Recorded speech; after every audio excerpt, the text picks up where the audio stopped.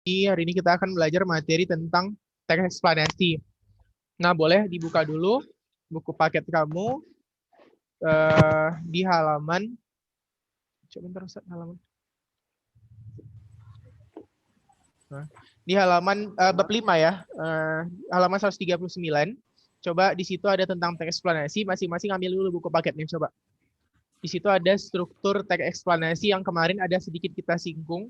Eksplanasi itu adalah jenis teks yang menjelaskan tentang peristiwa alam atau fenomena sosial, boleh juga. Jadi yang seringnya memang peristiwa alam, misalnya bagaimana terjadinya hujan, bagaimana proses bisa terjadinya gunung Merapi, gunung meletus, terus bagaimana proses tsunami gitu. Iya, kenapa? Berapa tadi, Sat? Halaman berapa, Sat? Halaman 139. 139. Oke. Dah, Sat. Lanjut, Sat. Nah, di situ kan ada strukturnya ya. Saya kembali ingatkan, teks eksplanasi adalah teks yang menjelaskan peristiwa alam, fenomena sosial, yang sifatnya itu menjelaskan mulai dari bagaimana definisi batasannya, bagaimana bisa terjadi, misalnya tsunami, kenapa bisa terjadi tsunami, atau misalnya kenapa bisa terjadi aurora, gitu kan. Nah, terus di akhir ada namanya interpretasi atau kesimpulan. Nah, itu dia harus kamu lihat dari segi fenomenanya dulu. Jadi kamu di situ diminta untuk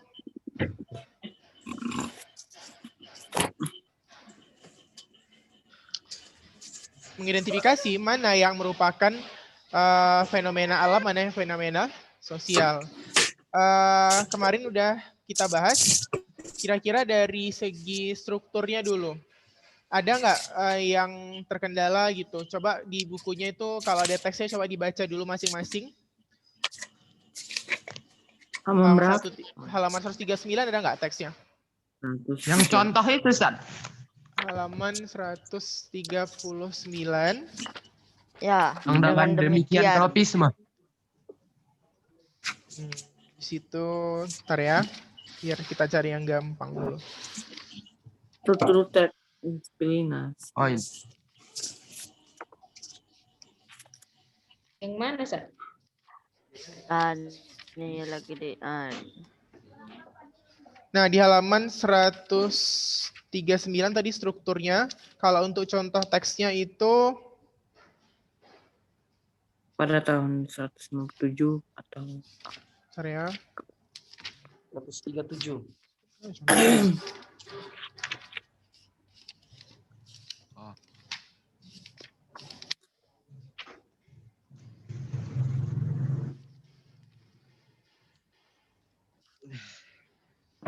Nah, di halaman 130 coba kita baca teks yang halaman 130.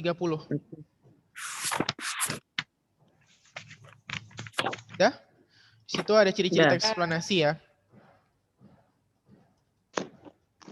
Jadi ini berbicara tentang bagaimana konversi energi dalam makhluk hidup. Katanya di situ, arus atau aliran energi bermula dari matahari sebagai sumber utamanya.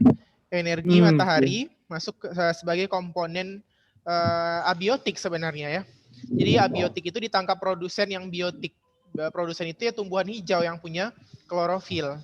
Nah, terus energi kimia yang mengalir dari produsen ke konsumen dari berbagai tingkat trofik melalui rantai makanan. Jadi pastinya ketika mendapatkan energi surya itu, produsen itu yang mendapat tingkat 1 yang paling besar energinya. Nah, jadi itu teks eksplanasi dari segi batasan. Terus bagaimana sih proses konversinya? Kan tadi dari strukturnya tadi kita bisa lihat ada urutan sebab akibat. Terus ada konjungsi kausalitas. Baru ada ulasan. Ulasan itulah yang kita sebut sebagai simpulan dari kejadian atau fenomena yang dijelaskan. Jadi energi itu merupakan kemampuan untuk melakukan kerja. Produsen dan konsumen akan menggunakan sebagian energinya untuk aktivitas hidup seperti tumbuh, reproduksi, respirasi, dan sebagainya. Energi masuk ke dalam komponen biotik melalui produsen. Cahaya matahari itu ditangkap tumbuhan berklorofil untuk memanfaatkan cahaya. Hal-hal ini tergantung pada ketinggian permukaan air laut gitu. Jadi sinar matahari itu beda-beda setiap tempat gitu kan. Ada yang daerahnya dapat banyak sinar matahari, ada yang sedikit. Sebagian kecil energi matahari diserap oleh klorofil yang digunakan untuk proses pembentukan molekul organik. Jadi kalau misalnya kita belajar nih, terus kan kamu kan membutuhkan energi. Nah gitu juga ketika yang kamu makan misalnya dari kambing, dari tumbuhan, itu sebenarnya mereka mengandung energi. Tapi proses respirasi menyebabkan energi itu mengalami pengurangan. Nah itulah yang disebut sebagai urutan sebab akibat. Nah energi tadi itu diperoleh dalam proses respirasi atau pernapasan. Jadi untuk mendapatkan proses pembentukan energi, kita harus bernapas. Kenapa? Karena energi itu juga terbentuk oleh molekul O2. Agak-agak biologi sedikit lah kita ya kan. Nah itulah yang dikatakan sebagai urutan sebab akibat. Kenapa bisa kita mengambil energi dari produsen? Karena produsen tadi punya fotosintesis, punya klorofil. Nah terus dari makanan yang kita ambil itu misalnya kambing makan rumput. Tapi nanti energi yang kita ambil dari kambing tidak sebesar ketika kambing itu mengambil energi dari rumput itu, karena namanya rantai makanan pasti dia sudah mengalami pengurangan tingkat trofik gitu ya. Nah, dalam proses menulis teks eksplanasi tadi, selain kamu melihat struktur, kamu juga harus lihat ulasan. Jadi boleh dilihat bukunya halaman 138. Di situ kan ada struktur katanya, teks eksplanasi diisi oleh bagian-bagian tertentu, mulai dari fenomena, rangkaian peristiwa, hingga ulasan. Identifikasi fenomena atau phenomenon identification mengidentifikasi sesuatu yang diterangkan, mulai dari fenomena alam, sosial, budaya, misalnya tentang demokrasi, tentang demons, terus tentang pemilihan umum, tentang pengikisan pantai. Nah, itu semua bisa dijadikan teks eksplanasi. Terus ada contohnya nih di sini katanya. Awal pemerintahan Kabupaten Bandung dimulai sejak Piagam Sultan Agung Mataram, tanggal 20 April 1641. Tanggal tersebut ditetapkan sebagai hari jadi Kabupaten Bandung. Jadi itu namanya identifikasi fenomena. Fenomenanya apa dulu? Baru ada rangkaian kejadian. Pada tahun 1575, yang berkuasa di daerah ini adalah pemerintahan Islam, yang dilanjutkan dengan pemerintahan Mataram, Belanda, dan masuklah nama keperabuan menjadi kabupaten. Semua produsen dapat menghasilkan makanan sendiri sehingga disebut organisme autotrof sebagai produsennya. Gitu ya. Dan jadi dia urutan-urutan kejadian itu dia yang mendukung fenomena tadi. Kok bisa sih fenomena itu ada gitu? Karena ada sebelumnya rangkaian kejadian yang menciptakan fenomena itu gitu kan. Kenapa bisa ada Kabupaten Bandung, ada Kota Bandung? Karena sebelumnya dia diperintah oleh beberapa kerajaan dan diberi nama Bandung.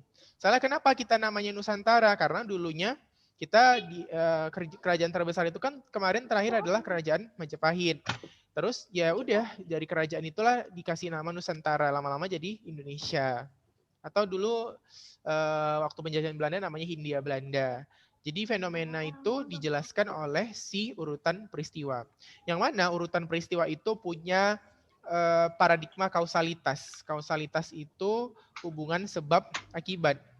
Gitu. Baru ulasan terakhir berupa komentar atau penilaian. Situ kan katanya tadi sebagai produsen tumbuhan hijau menghasilkan makanan melalui proses fotosintesis. Makanan dimanfaatkan oleh tumbuhan itu sendiri maupun makhluk hidup lainnya. Dengan demikian, produsen merupakan sumber energi utama bagi yang lainnya. Terus, dengan demikian, tropisme sesungguhnya merupakan gerak dari bagian tumbuhan yang disebabkan adanya rangsangan. Jadi sebenarnya arah datangnya rangsangan itu misalnya salah satunya cahaya gitu kan. Itulah yang menyebabkan terjadinya gerakan. Makanya dia bisa melakukan fotosintesis. Makanya tumbuhan itu walaupun kita letak di dalam ruangan yang ada cahayanya, dia tetap hidup. Kenapa? Karena ada gerak tadi. Jadi ulasan itu menyimpulkan kenapa bisa terjadi urutan kejadian tadi. Gitu. Kenapa bisa terjadi fotosintesis? Karena dia memiliki klorofil. Loh, kalau dia memiliki klorofil, kalau nggak dapat cahaya gimana? Ya karena dia punya yang namanya tropisme. Jadi strukturnya tadi Kembali saya ulang, ada identifikasi fenomena, rangkaian peristiwa, terus ulasan. Ini boleh dilihat di sini ya. 139. Nah, ini dia. Oke, contoh lain misalnya, bagaimana terjadinya hujan? Hujan itu adalah kumpulan titik-titik air yang membentuk awan sehingga berat dan menjadikan airnya itu jatuh ke tanah. Bagaimana proses kejadiannya? Pertama dia mengalami penguapan, baru mengalami kondensasi atau pengembunan. Selanjutnya barulah dia masuk ke proses kalau memang dia jadi hujan jatuh langsung, kalau dia mengalami penurunan suhu dia jadi salju. Baru ulasannya, jadi hujan dan salju terjadi bermula dari proses penguapan. Jadi sebenarnya nggak bisa juga kalau nggak ada matahari ada hujan. Karena yang menyebabkan penguapan itu kan adalah panasnya cahaya matahari. Nah, kurang lebih seperti itu. Nanti di rangkaian peristiwa itu ada pula namanya kausalitas dan kronologis. Jadi ada hubungan sebab akibat dan rangkaian waktu.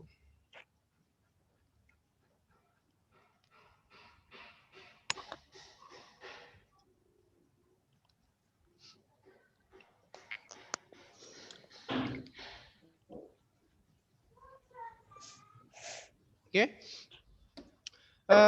Selanjutnya kita bisa lihat maaf ya hari ini saya tidak menyediakan PowerPoint karena ada masalah dalam file pembukanya. Jadi ini kita lihat buku aja, nggak apa-apa sekalian kita baca-baca kan. Nah yang halaman 144, kaidah kebahasaan teks eksplanasi memiliki kaidah-kaidah kebahasaan yang relatif berbeda dengan teks lainnya. Pertama itu dia tadi menggunakan konjungsi kausalitas seperti sebab, karena, oleh sebab itu, sehingga. Terus menggunakan konjungsi kronologis seperti kemudian, lalu, setelah itu, pada akhirnya. Kronologis beda sama kausalitas ya. Kalau kausalitas itu menyatakan hubungan sebab akibat, kalau kronologis dia menyatakan hubungan waktu, kronologi. Jadi dia bagaimana tingkatan waktu yang terjadi dalam teks itu gitu kan. Terus menggunakan konjungsi kronologi sudah menggunakan kata benda yang merujuk pada jenis fenomena.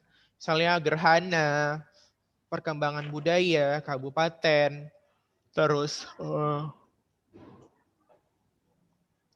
aurora gitu kan. Di dalam teks itu pun sering dijumpai kata teknis atau peristilahan sesuai dengan topik yang dibahasnya. Kata teknis itu daftar istilah. Jadi misalnya ada gitu kan proses penggunaan kata teknis itu yang menggambarkan satu proses bidang ilmu tertentu, misalnya fotosintesis atau misalnya vulkanik, El Nino, La Nina gitu kan. Apalagi misalnya abu vulkanis, yang di pinggir pantai itu apa namanya tuh?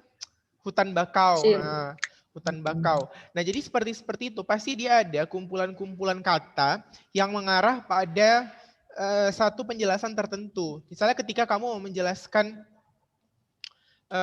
apa peristiwa yang paling dekat, misalnya tentang pelangi gitu kan, maka pelangi itu pasti nanti ada kaitannya sama hujan, sama matahari, sama dispersi cahaya, sama kenapa sih siap hujan gitu, karena ternyata di langit itu masih ada sisa-sisa titik air yang menyebabkan pelangi tadi itu pecah.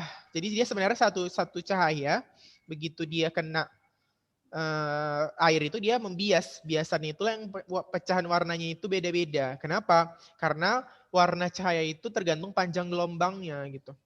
Makanya kalau kita di kamar cahaya putih bagus gitu kan. Kalau misalnya lampu jalan kenapa pakai warna kuning? Karena warna kuning itu gelombang cahayanya panjang, jangkauannya luas. Makanya kalau kita lampu sepeda motor, mobil itu pakai warna kuning gitu kan. Nah itu dia, jadi dia ada ulasan. Setelah kita mengurutkan kejadian, kita ngasih juga ulasan. Kenapa harus itu? Pelangi. Nah, kaidah kebahasaan teks eksplanasi itu udah tadi ada disebutkan. Terus di situ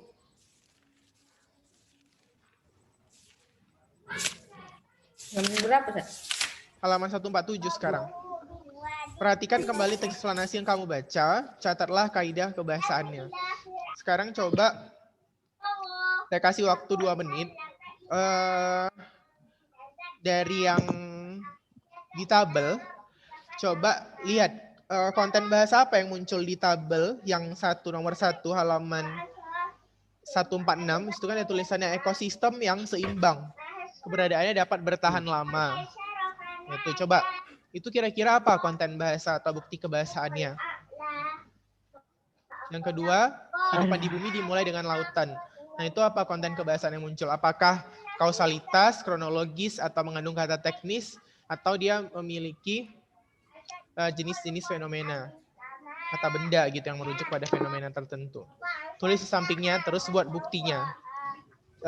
Dibuat di buku kertas pun boleh, di buku tulis pun boleh. Buat aja apa yang berapa dapat. 1, 2, 3 nggak masalah. Yang penting setiap itu kamu buat buktinya mana gitu. Saya kasih waktu sekitar 2 menit. 2 menit lagi nanti saya tanya dari via chat kamu. Nanti saya kasih nilai yang bisa jawab. Yang nggak bisa jawab dikasih minus atau nggak usah? Jangan lah, Sat. Kan Kan dia nggak paham, Sat. Oh, belum paham, Sat. Oke lah kalau gitu. Kayaknya dibaca, coba tentukan sekitar dua konten kebahasaan aja. Misalnya contoh nomor 1 ya. Ekosistem yang seimbang keberadaannya dapat bertahan lama. Kesinambungannya dapat terpelihara. Perubahan ekosistem dapat mempengaruhi keseimbangannya. Keseimbangan lingkungan dapat terganggu bila terjadi pengurangan fungsi atau hilangnya faktor-faktor yang ada. Penyebabnya itu adalah konjungsi kausalitas. Penyebabnya itu karena dia menyatakan hubungan sebab akibat. Tulislah di situ konjungsi kausalitas titik 2 penyebabnya.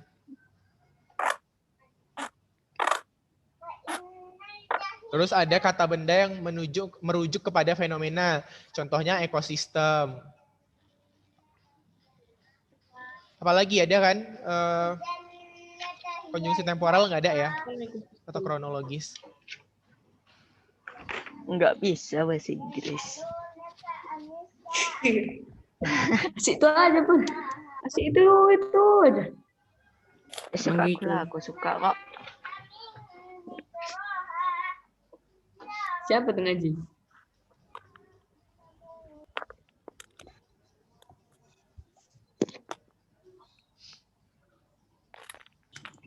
Mana sih ini? Brandon kan. Gak bisa bahasa Indonesia. Dah lah. Soalnya ngeri kali.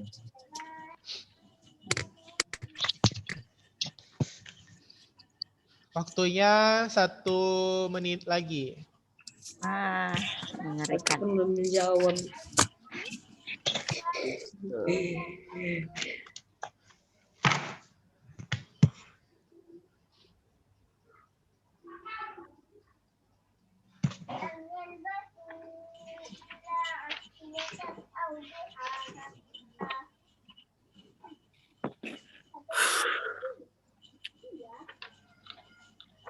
Apa maksudnya buku bahasa? Jangan dicari itu tadi ya, saya ulang ya, tentang kata yang mengandung fenomena, konjungsi kausalitas, konjungsi kronologis, lalu penyebaban yang tadi di situ ada bagian-bagiannya. Kan ada di apa nih? Bentar ya. Di buku kita.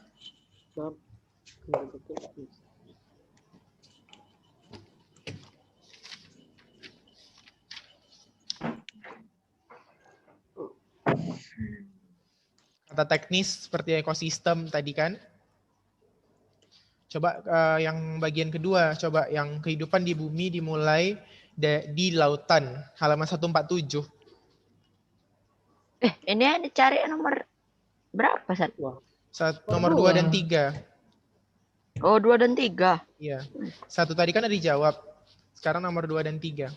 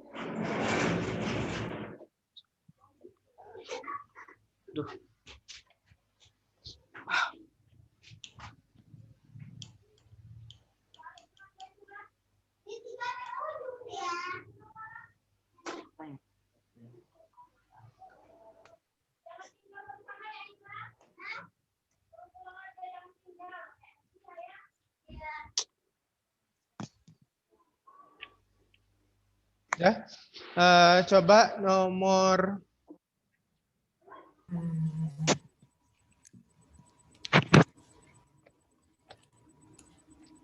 ya, saya menolak absennya kelas 8 kan.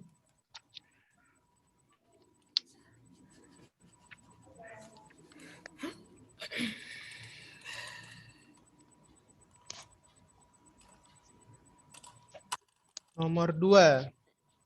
Fauzan Azhar, coba. Apa jawabannya? Hidupkan mikrofonnya, Fauzan.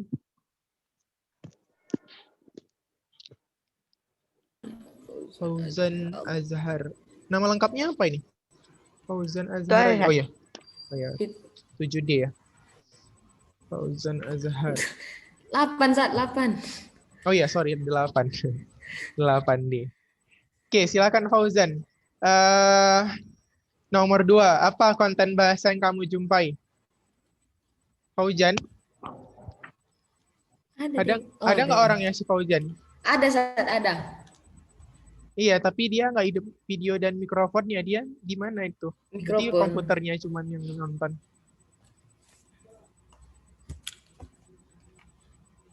Oh, jaringan kurang bagus. Ya udah, jawab di chat lah kalau gitu. Kasih ke everyone. Nggak bisa saat everyone. Bisa ke Ustadz aja. Nah, ya udah, kirimlah ke saya. Apa aja konten bahasa yang pertama? Di chat pun boleh. Mas, Fauzan nih. Fauzan ketik Bagus, di kan? chat. Mau dibukanya. Oke, coba Fauzan kita padakan coba si Akbar Habibi. Muhammad Akbar Habibi. Silakan. Nomor 2, apa saja konten kebahasaannya? Silakan Akbar.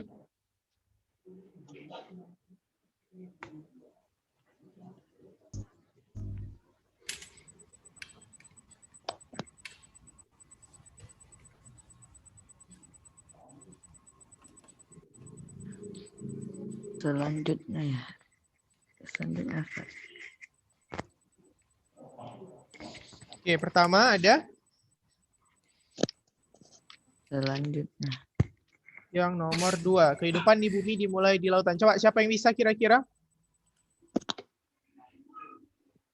Syadik bisa? Halo, dia. Firdaus? Coba yang nomor 2, apa saja kaidah kebahasaannya? Nomor 2, Sat. Iya. Yang kata benda jenis fenomena, Sat. Nah, apa itu? Yang ikan berevolusi menjadi amfibi, amfibi menjadi reptilia, reptilia menjadi mamalia dan burung. Oke, good. Si Muhammad Firdaus. Ya, Sat.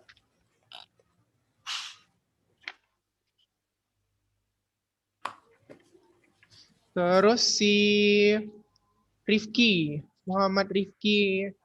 Rifki apa nih namanya? Rifki Naufal. Oke, Rifki Naufal. Coba nomor 2 ada lagi nggak konten bahasanya selain kata benda jenis fenomena?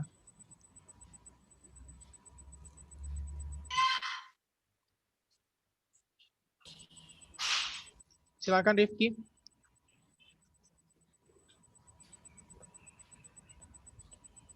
Gak ada, Ustaz. Nggak ada. Coba di situ kan ada dikatakan dia kehidupan di bumi dimulai di lautan. Hal ini ditunjukkan dengan adanya hewan sederhana yang hidup di air dan laut. Beberapa jenis diantaranya adalah yang kembali ke lautan. Dimulai itu dia termasuk ke dalam konjungsi kronologis. Jadi kan lalu, kemudian dimulai, terus reptilia menjadi... Selanjutnya enggak? Hah? Selanjutnya enggak? Iya, selanjutnya juga. Iya, juga. Ya kan? Pertama kan dimulai di lautan. Terus selanjutnya, itu dia termasuk ke dalam kronologi atau konjungsi yang menyatakan waktu di bagian nomor 2. Berarti ada 2 konten yang nomor 2 ya. Konjungsi kronologi dan kata benda yang menunjukkan jenis fenomena. Terus yang nomor 3. Coba Abdullah. Apa, Sat? Abdullah Ali. Margolang.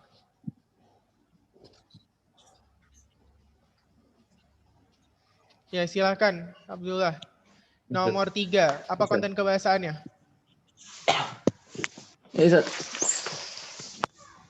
Konjungsi kausalitas, Sat. Pada kata? Pada kata apa? Pada kata sebab. Ada kata sebab di situ? Ada kata karena ya. Karena perubahan lingkungan. Nah, itu dia konjungsi kausalitas. Selain itu ada lagi? Ada kata teknis, ada nggak kata teknis? Ada, Sat, ada. Apa contohnya? Penyimpangan. Variabilitas ya kan?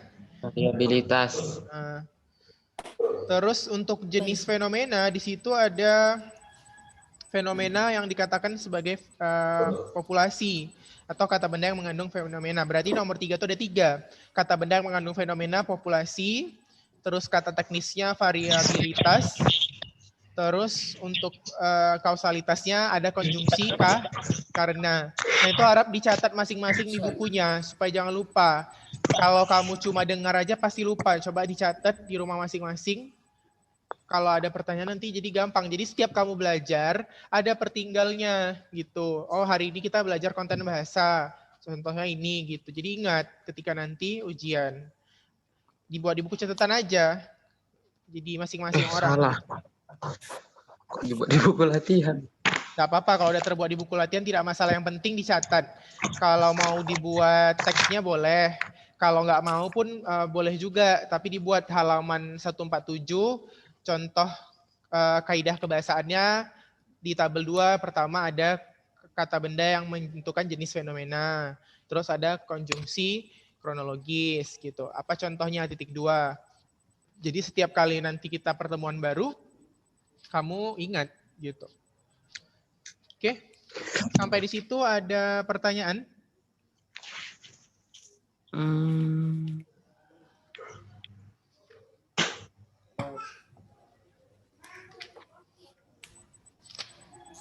Ada tidak? Ada, Sat. Fungsi itu dari kata teknis, Ustaz. Apa? Kalau fungsi itu dari kata teknis bisa, Ustaz? Enggak lah.